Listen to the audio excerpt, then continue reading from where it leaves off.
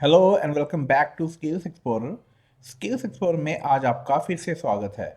So in this video I am going to cover the concept of Java 8 features, right? So nowadays Java 8 is very very important concept because अगर आप किसी भी company में कोई भी Java developer है तो 90% they are using Java 8 feature, right?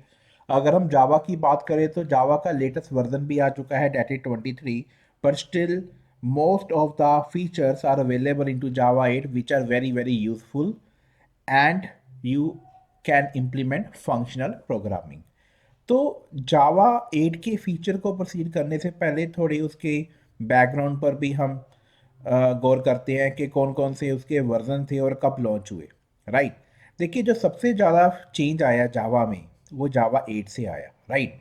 अगर मैं जावा 7 की बात करूं तो वो कब लॉन्च हुआ? 28 जुलाई 2011। After 3 years of gap almost Java 8 introduce हुआ, 3 इयर्स के गैप के बाद, राइट? लेकिन जावा 8 में बहुत सारे ऐसे फीचर आए जिसकी हेल्प से आप कोड को बहुत कम लाइन ऑफ कोड में लॉजिक इम्प्लीमेंट कर सकते थे और बहुत ईजिली कर सकते थे। और ये क्यों आया? बिकॉज पाइथन का कंपैरिजन हो रहा था जावा के साथ। पाइथन में बहुत ही कॉम्पैक्ट फंक्शन थे जिसके थ्रू हम कम लाइन ऑफ कोड में लॉजिक को इम्प्लीमेंट कर पा रहे थे, लेकिन जावा में लाइन ऑफ कोड बहुत ज़्यादा था। तो उस चीज़ को इम्प्लीमेंट करने के लिए, और आप कह सकते हो कि फंक्शनल प्रोग्रामिंग को इम्प्लीमेंट करने के लिए जावा 8 के फीचर्स आए, राइट? जो कि 2014 में आए। सो 8 के बाद 9 आया, लेकिन 9 भी कब आया? There is a 3 years of gap, more than 3 years, right? लेकिन 8 और 9 में ज़्यादा डिफरेंस नहीं है, राइट? लेकिन उसके बाद जितने हर साल जावा क्या करने लगा, सन माइक्रो सिस्टम दो वर्जन लॉन्च करने लगा ऑलमोस्ट 6 मंथ के गैप के बाद। अगर आप देखिए जावा 10 एंड 11, राइट? जावा 10 एंड 11 18 में इंट्रोड्यूस हुए, दोनों के दोनों। आज की डेट में अगर 11 तक भी आप अपडेट करते हो डेट इज़ फाइन, उसके आगे जितना भी करोगे it's good for you, right? But 8 feature is mandatory, right? तो 18 में आपके दो वर्जन लॉन्च हुए, सिमिलरली आपके 19 में भी जावा 12 एंड 13 लॉन्च हुआ। तो जावा ने क्या किया, अब अगर आप बैकग्राउंड हिस्ट्री पर देखें, हर साल दो वर्जन लॉन्च कर रहा है। 20 की बात करूं तो मैं 14 एंड 15 आया, राइट? 21 में 16 और 17 आया, और 18 और 19 22 में आया, राइट? सिमिलरली 20 एंड 21 23 में आ चुके हैं। अब क्या चल रहा है? 25, अब 23 भी लॉन्च हो चुका है, राइट? तो हर वर्जन में अब कुछ ज़्यादा चेंज नहीं आ रहा, चेंजेस आ रहे हैं, न्यू फीचर इंट्रोड्यूस हो रहे हैं, लेकिन जो मेजरली इंट्रोड्यूस हुए, जो मेजरली आज की डेट में भी यूज़ हो रहे हैं, वो जावा 8 के ही हो रहे हैं, राइट?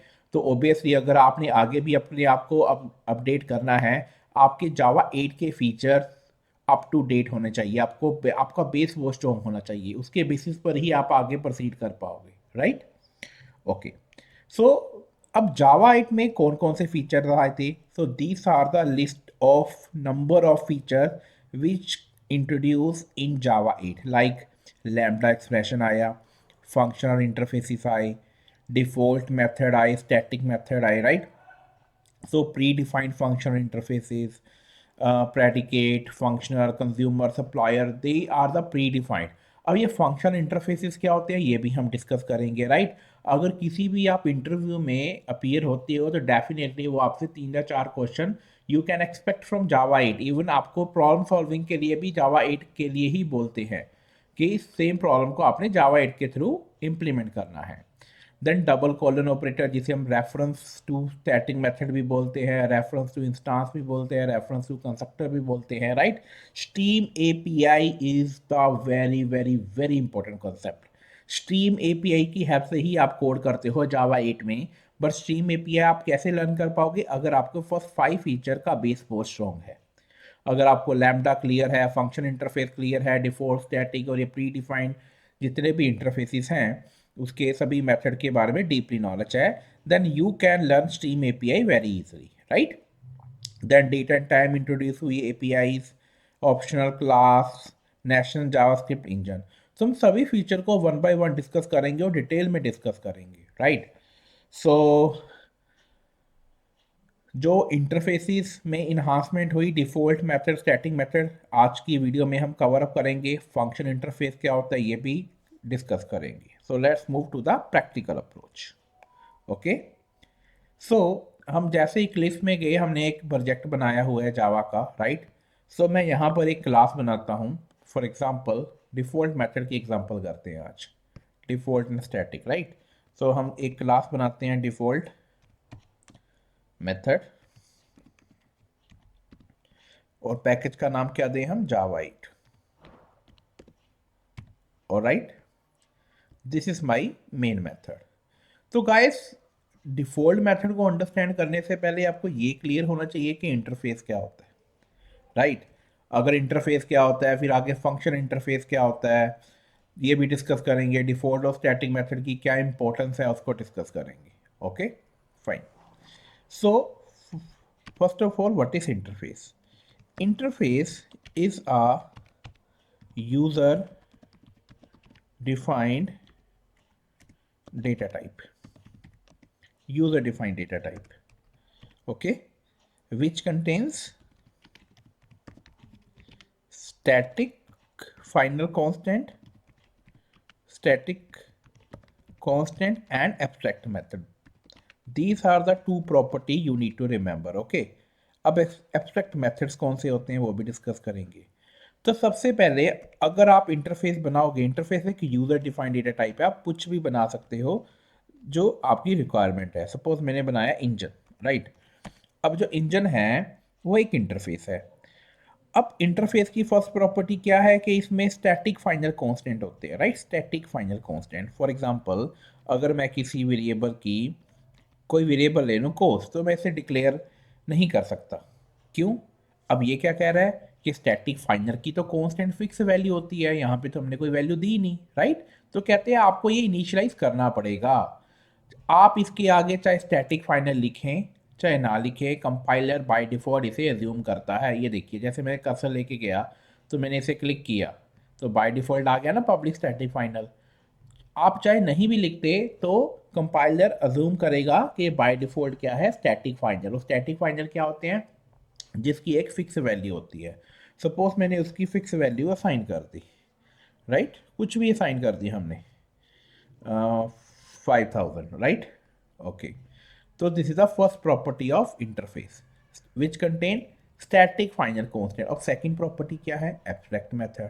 अब abstract method किसे कहते हैं? For example, अगर मैंने कोई मेथड बनाया public void, okay, public void cost, तो क्या मैं इसे डिफाइन कर सकता हूँ? ये देखिए, एरर आ गया ना. जितने भी एब्स्ट्रैक्ट मेथड होते हैं उसको आप जस्ट डिक्लेयर कर सकते हो, डिफाइन नहीं कर सकते इनसाइड द इंटरफेस. जैसे आपने डिफाइन करने की कोशिश की, मींस इसकी बॉडी बनाई, तो ये इसे एक्सेप्ट नहीं करेगा क्योंकि बाय डिफॉल्ट ये क्या होता है, एब्स्ट्रैक्ट. एब्स्ट्रैक्ट आप कीवर्ड चाहे लिखें चाहे ना लिखें, कंपाइलर उसे एब्स्ट्रैक्ट अज्यूम करता है बाय डिफॉल्ट. ओके. अब एब्स्ट्रैक्ट का क्या मीनिंग है कि आप इसकी बॉडी नहीं बना सकते, आप जस्ट इसे डिक्लेयर कर सकते हो इन दिस वे. ऑलराइट, ये एक एब्स्ट्रैक्ट मेथड की डेफिनेशन है कि डिफाइन नहीं कर सकते आप इनसाइड द इंटरफेस. ये रूल आपके थे टिल जावा 7 तक, राइट. तो इसे डिफाइन कैसे करते हैं? किसी भी क्लास में अगर डिफाइन करना है तो पहले आप उसे इम्प्लीमेंट करेंगे. इम्प्लीमेंट कैसे करेंगे? इम्प्लीमेंट्स इंटरफेस के साथ, राइट. इम्प्लीमेंट्स इंटरफेस के साथ. फॉर एग्जांपल, जैसे हमने किया इम्प्लीमेंट्स, आपके इंटरफेस का क्या नाम है? इंजन. क्या नाम है? इंजन. अब जैसे मैंने इंजन किया तो ये एक्सपेक्ट कर रहा है कि जितने भी एब्स्ट्रैक्ट मेथड आपने डिक्लेयर किए थे इंटरफेस में, वो इस चाइल्ड क्लास में डिफाइन होने मैंडेटरी हैं. उसके अगर आप डिफाइन नहीं करोगे तो आप एग्जीक्यूट नहीं कर सकते. ये देखिए, यहाँ पे एरर आ गया ना. अगर मैं यहाँ पे क्लिक करूँ तो क्या कह रहा है? Add unimplemented method. ये कौन सा मेथड इंप्लीमेंट करने को बोल रहा है? जो हमने एब्स्ट्रैक्ट मेथड डिक्लेयर किया है यहाँ पर. फॉर एग्जाम्पल, जैसे मैंने यहाँ पर क्लिक किया, देखिए कंपाइलर ने ओवरराइड कर दिया सेम मेथड को. वो कहते हैं आप इसको यहाँ पे डिफाइन कीजिए, right. This is the definition of abstract method कि आप इंटरफेस में तो डिफाइन नहीं कर सकते, लेकिन जिस क्लास में आप इंप्लीमेंट्स कीवर्ड के थ्रू इससे करेंगे ओवरराइड, वहाँ पे आपको डिफाइन करना मैंडेटरी है. फॉर एग्जांपल, अगर मैं यहाँ पर इसको प्रिंट करूँ, the cost of engine is, okay. Engine one is, आप उसे प्रिंट कर सकते हैं। Let's see coast. एंड अब इसको कॉल कैसे करेंगे? ऑब्वियसली आपको ऑब्जेक्ट क्रिएट करना पड़ेगा अपनी क्लास का, क्योंकि इसी क्लास में आपने इम्प्लीमेंट किया अपने इंटरफेस को। ओके, फॉर एग्जांपल हम इसको क्या करते हैं, ऑब्जेक्ट क्रिएट करते हैं, और with the help of object I am going to call this method, cost method. Okay, let's see क्या इसकी आउटपुट आती है। अब ये हम जो भी डिस्कस कर रहे हैं इंटरफेस के बारे में डिस्कस कर रहे हैं, अभी तक हमने डिफॉल्ट और स्टैटिक के बारे में डिस्कस नहीं किया, राइट? बिकॉज पहले इंटरफेस क्लियर होना चाहिए। ये देखिए आप डिफाइन कर पा रहे हैं, बट अब प्रॉब्लम क्या आ गई इंटरफेस में कि एब्स्ट्रैक्ट मेथड बाय डिफॉल्ट होते हैं और एब्स्ट्रैक्ट मेथड को आप डिफाइन नहीं कर सकते ऐसे। ये प्रॉब्लम आ गई, ये देखिए। तो ये प्रॉब्लम थी, इस प्रॉब्लम को दूर करने के लिए जावा 8 में दो मेथड इंट्रोड्यूस किए, राइट? वो कौन कौन से मेथड इंट्रोड्यूस किए है ये देखिए। जावा 8 इंट्रोड्यूस टू न्यू मेथड्स। कौन कौन से? Default and static. ओके, अब इसका बेनिफिट क्या है? इसका बेनिफिट ये है कि आप अपने इंटरफेस के इनसाइड ही उसे डिफाइन कर सकते हो। फॉर एग्जांपल अगर मैंने किया public wide company, okay, means इस इंजन की कौन सी कंपनी का मैन्युफैक्चरर है, तो अगर मैं इसकी बॉडी को डिफाइन करूं एरर आ गया, बट अगर जैसे ही मैं इसके आगे डिफॉल्ट लगाऊंगा तो ये इसे एक्सेप्ट कर लेगा। क्यों? Java 8 onwards. तो जावा 8 ने इस डिफॉल्ट मेथड को इंट्रोड्यूस किया, राइट? अब फॉर एग्जांपल अगर मैं इसको यहाँ पर प्रिंट करूं, system dot out dot print ln, okay, तो हम यहाँ पर एक मैसेज देते हैं, the company of engine one is XYZ, okay, XYZ। तो इस केस में आपको ओवरराइड करने की भी जरूरत नहीं है, क्योंकि ऑलरेडी ओवरराइड हो रहा है, आपने इंप्लीमेंट किया हुआ है, और आप डिफाइन कर पा रहे हो इनसाइड द इंटरफेस। देखिए पहले प्रॉब्लम क्या होती थी, आपको चाइल्ड क्लास में डिफाइन करना पड़ता था। अगर मान लो से कोस्ट फंक्शन को आपने 10 क्लासेस में डिफाइन करना है, तो 10 क्लासेस में इंप्लीमेंट करना होगा, राइट? और 10 की 10 क्लासेस में ओवरराइड करना होगा। कितनी प्रॉब्लम है? आज से 2 साल बाद 3 साल बाद न्यू रिक्वायरमेंट आएगी, आपको न्यू फंक्शन राइट करना है इंटरफेस में, तो जितनी भी चाइल्ड क्लासेस होंगी आपको ओवरराइड करना पड़ेगा, कितने सारे चेंजेस करने पड़ेंगे। पर जैसे ही जावा 8 आया, जावा 8 कहते हैं आपको चाइल्ड क्लासेस में इंप्लीमेंट करने की जरूरत नहीं है, आप डायरेक्ट यहाँ पे भी कर सकते हो, राइट?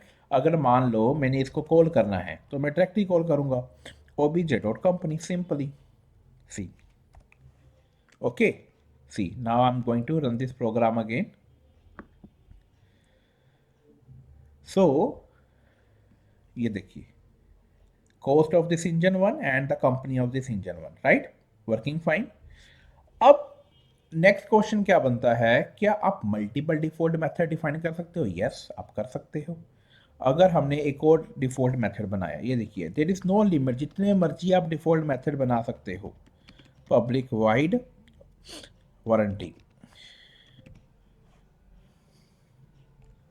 ये देखिए एक और बनाया हमने method, okay. There is no limit, आप जितने मर्जी डिफॉल्ट मेथड बना सकते हैं। द वारंटी ऑफ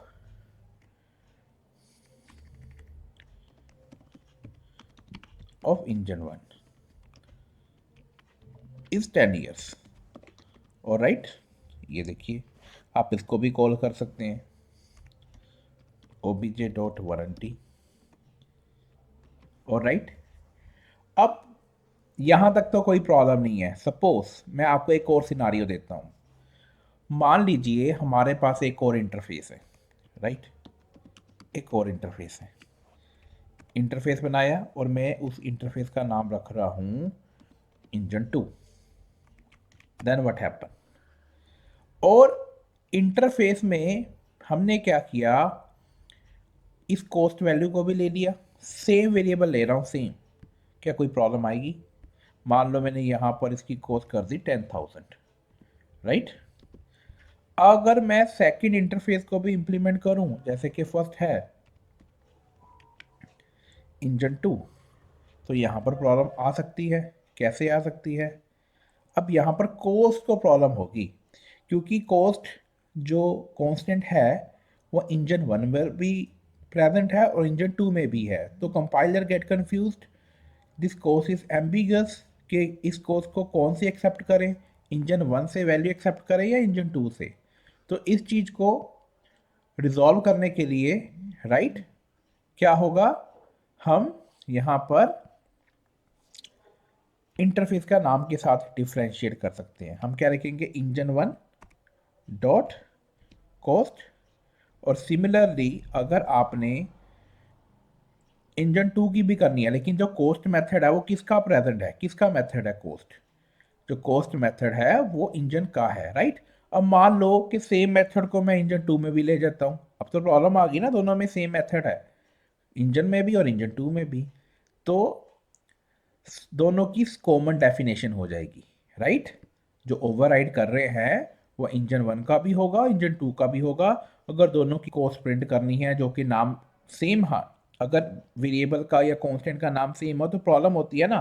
तो उस प्रॉब्लम को कैसे हम डिफ्रेंशिएट करेंगे, उसके इंटरफेस के नेम के साथ, इंजन 2 डॉट कोस्ट, राइट। तो इस केस में क्या होगा कि आपको कोई प्रॉब्लम नहीं आ रही, आपके पास मल्टीपल इंटरफेस भी हो सकते हैं और मल्टीपल इंटरफेस में सेम नाम के कांस्टेंट भी ले सकते हो, सेम नाम का मेथड भी ले सकते हो, फिर भी आपको प्रॉब्लम नहीं आएगी, क्योंकि आप इंटरफेस नेम के साथ उसे डिफ्रेंशिएट कर सकते हो। ये देखिए, अब जैसे ही मैंने इसको रन किया, राइट, इसके आउटपुट देखते हैं।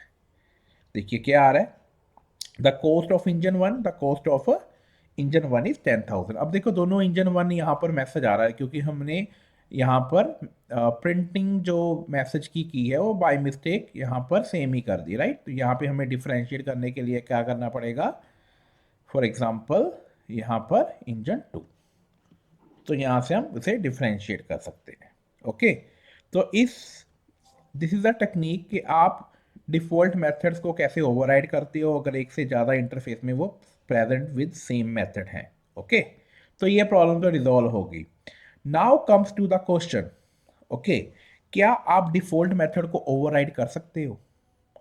क्या आप ओवरराइड कर सकते हो? फॉर एग्जांपल जो कोस्ट मेथड है या कंपनी मेथड है वो यहाँ पर डिफाइन है इनसाइड द इंटरफेस। ओके, अगर मैंने इसको ओवरराइड करना हो, यहाँ पे तो मैंने डिफाइन कर दिया, व्हाट हैपन अगर मुझे इसे ओवरराइड करना हो, क्या हम इसे कर सकते हैं जैसे यहाँ पर किया हुआ है। फॉर एग्जांपल हम क्या करेंगे, पब्लिक, ओके, पब्लिक वाइड, हम कौन सा मेथड है, कंपनी ले लेते हैं, राइट, हम कंपनी ले लेते हैं। ये देखिए, क्या मैं डिफ़ॉल्ट मेथड को ओवरराइड कर सकता हूँ? ये क्वेश्चन पूछा जाता है इंटरव्यू में। आप ऑलरेडी डिफाइन कर चुके हो, राइट, इंटरफेस के अंदर। क्या चाइल्ड क्लास में कर सकते हो? यस कर सकते हैं। क्या प्रॉब्लम आएगी कोई? अगर आएगी तो क्या आएगी? अगर मान लो मैं यहाँ पर कोई डेफिनेशन देता हूँ, right, sys out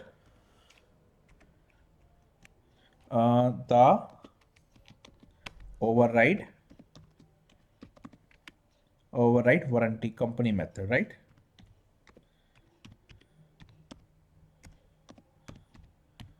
company method, तो अगर मैं इसे रन करूँ तो ये एग्जीक्यूट होगा क्या, ओवरराइड होगा या नहीं, राइट। देखो जो ऊपर हमने किया है, द फ्रंटी of engine, the company of engine 1 is XYZ, right. और यहाँ पर हम क्या कर रहे हैं, the override company method, okay, is ABC। तो मैंने नाम चेंज कर दिया। ओके, लेट्स सी अब ये ओवरराइड वाले मेथड को प्रिंट करेगा या पेरेंट वाले इंटरफेस को प्रिंट करेगा। सी, यहाँ पर क्या करेगा, override company method is ABC, तो ये ओवरराइड को ही प्रिंट कर रहा है। तो इसका आंसर क्या है, हम डिफॉल्ट मेथड को ओवरराइड कर सकते हैं। अब इसमें एक और प्रॉब्लम आती है, मान लो हमने ओवरराइड तो कर लिया, अगर सेम मेथड मेरा सेकंड इंटरफेस में भी है तो प्रॉब्लम आ गई ना। तो यहाँ पे मैंने 2 कर दिया, मान लो डेफिनेशन में क्या कर दिया, मैंने 2 कर दिया, और यहाँ पे देख दिया कुछ भी नाम दे देते हैं, सपोज ZZZ। ओके, अब इस केस में प्रॉब्लम आ जाएगी हमें कि किस मेथड को ओवरराइड करेगा वो, राइट, किस मेथड को ओवरराइड करे। अब जो कंपनी है, डिफ़ॉल्ट मेथड वो इंजन 1 में भी है और इंजन 2 में भी है, राइट। बट जब उसे ओवरराइड कर रहे हैं तो वो तो एक बार ही ओवरराइड होगा ना, किसकी डेफिनेशन ओवरराइड होगी, ये आ जाएगा। अगर मान लो मैंने यहाँ पे कुछ प्रिंट नहीं करता मैं सपोज, और मैंने दोनों को कॉल करना है, इंजन 1 के भी और इंजन 2 के भी, तो मुझे कैसे करना पड़ेगा। फर्स्ट मुझे इंटरफेस का नाम लेना पड़ेगा, engine dot super dot company. तो ये किसको कॉल करेगा, फर्स्ट इंजन के कंपनी मेथड को। सिमिलरली अगर मुझे कॉल करना है सेकंड इंटरफेस के कंपनी को जो कि सेम नाम का है, तो जस्ट मैं यहाँ पर नेम चेंज करूँगा। So this is the way. तो ये क्वेश्चन ट्रिकी पूछा जाता है इंटरव्यू में, कि आप डिफ़ॉल्ट मेथड को ओवरराइड कर सकते हो। यस आप कर सकते हैं। तो कैसे कर सकते हैं, हमने अभी किया। अगर same default method multiple interface में डिफाइन किया गया है तो उसे कैसे ओवरराइड कर सकते हो। तो this is a technique using super keyword. Okay, अब देखते हैं ये कैसे बिहेव करेगा। Alright, so I'm going to run this again. See, the company of engine 1 XYZ, the company of engine 2. So this is a technique कि आप default method को कैसे ओवरराइड कर सकते हैं। आई होप ये आपको क्लियर हो गया होगा। तो इस वीडियो में हमें क्या डिस्कस करना था, डिफ़ॉल्ट और स्टैटिक मेथड। तो डिफ़ॉल्ट मेथड को तो हमने डिस्कस किया। What about static method. देखिए स्टैटिक मेथड भी आपको अलाउ करता है कि आप इंटरफेस के इनसाइड फंक्शन को डिफाइन कर सकते हैं, राइट। बट एक डिफरेंस है, डिफ़ॉल्ट मेथड को आप ओवरराइड कर सकते हो, स्टैटिक मेथड को आप ओवरराइड नहीं कर सकते, राइट। सपोज मैंने एक फंक्शन लिया कैपेसिटी।